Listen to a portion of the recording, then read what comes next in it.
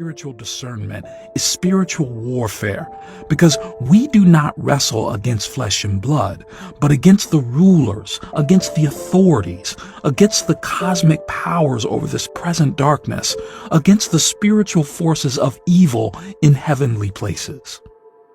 The gift of spiritual discernment allows you to discern, to identify when there are spiritual forces at work, good or bad.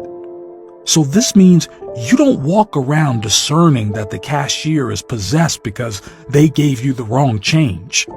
You don't walk around saying that you feel the presence of God simply because a gospel song comes on. You are not holier than thou if you have the gift of discernment. But my point is that discernment is a wonderful gift. And having a spirit of discernment gives us a weapon to use against evil forces because we're not easily deceived.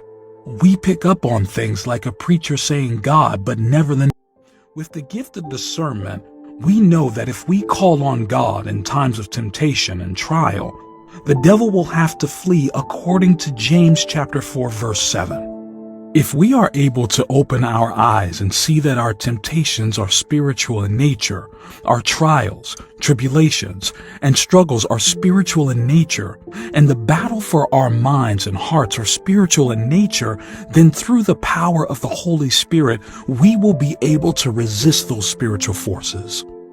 I believe another term for discernment is spiritual insight. You are in sight. Off the spiritual. You are considering what type of atmosphere is being created by this movie, by this show, or by this game.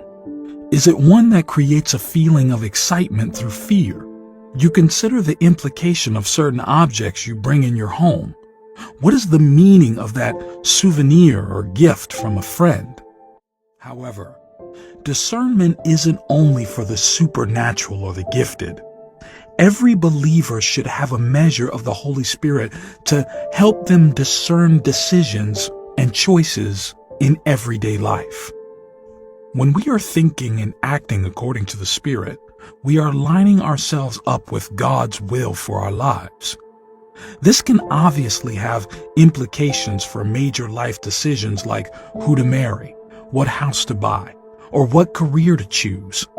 But it can also have an impact on mundane daily decisions like what to wear today or where to go to lunch. For people that are in tune with the Spirit's leadings, they may find themselves led to divine appointments. And what I mean by that is, you just so happen to be in the right place at the right time. You missed that bus which just so happened to crash that day. You were off sick on the day that something serious happens at your workplace, or you take a wrong turn and walk straight into people who God wanted you to meet so you